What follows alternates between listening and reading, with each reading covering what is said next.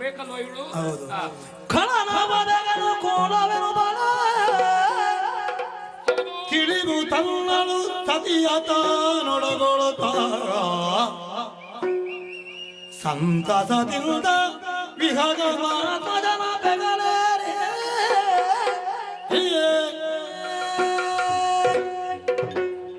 ನೀವು ಸಿಳ್ಳೆ ನಿಲ್ಲಿಸದಿದ್ರೆ ನಾನು ಹೋಗ್ತೇನೆ. ದೊಂಬರಾಟ ಅಲ್ಲ ಇದು. ನಾನು ಆಗಿಂದ ಗಮನಿಸ್ತೇನೆ, ಚೌಕಿಯಲ್ಲಿದ್ದೇನೆ. ಸಭ್ಯ ಸಭೆಯನ್ನು ಬಯಸ್ತೇನೆ. ನನಗೆ ದಾಕ್ಷಿಣ್ಯ ಯಾರದೂ ಇಲ್ಲ. ಇಲ್ಲಿ ಯಾಕೆ ಕುಣಿತೇವೆ ಅಂತ ಗೊತ್ತುಂಟು ನಿಮಗೆ? ಯಾರು ಆಟ ಮಾಡಿಸುವವರು? ಏನು ಅಂತ ಆಲೋಚನೆ ಮಾಡಿದ್ರಿ ನೀವು?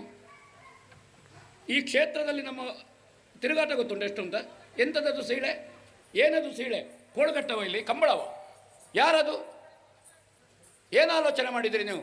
ರೆಕಾರ್ಡ್ ಆಗಿದೆ ಅದು. ನನಗೆ ದಾಕ್ಷಿಣ್ಯ ಇಲ್ಲ. ಯಾರದು ಸೀಳಾಕಿದವ? ಆಗದಿದ್ರೆ ಹೋಗು ಬನ್ಸು ತಿಂದು. ಭಾಗವತರ ಕಂಠವನ್ನು ತೆಗೀತೀರಾ? ಸಭ್ಯ ಸಭೆ ಅರ್ಥ ಮಾಡಬೇಕದನ್ನು. ಹುಚ್ಚರನ್ನು ಬೆಳೆಸಬೇಡಿ, ಕಲಾ ಪ್ರೇಕ್ಷಕರನ್ನು ಬೆಳೆಸಿ.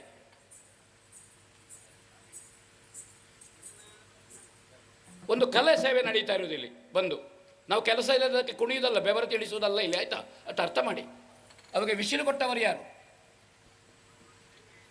ದುಡ್ಡು ಕೊಟ್ಟವರು ಯಾರು? ಧಾರ್ಮಿಕ ಭಾಷಣ ಮಾಡಬೇಕು, 1 ಗಂಟೆ ಆಟ ಮಾಡಬೇಕು ಹೇಳಿ. ಏನು ಹೇಳ್ತೀರಿ ಹಿರಿಯರೇ? ಯಾವುದನ್ನು ಬೆಳೆಸಬೇಕು ಅಂತ ನೋಡಿ, ಆಲೋಚನೆ ಮಾಡಿ.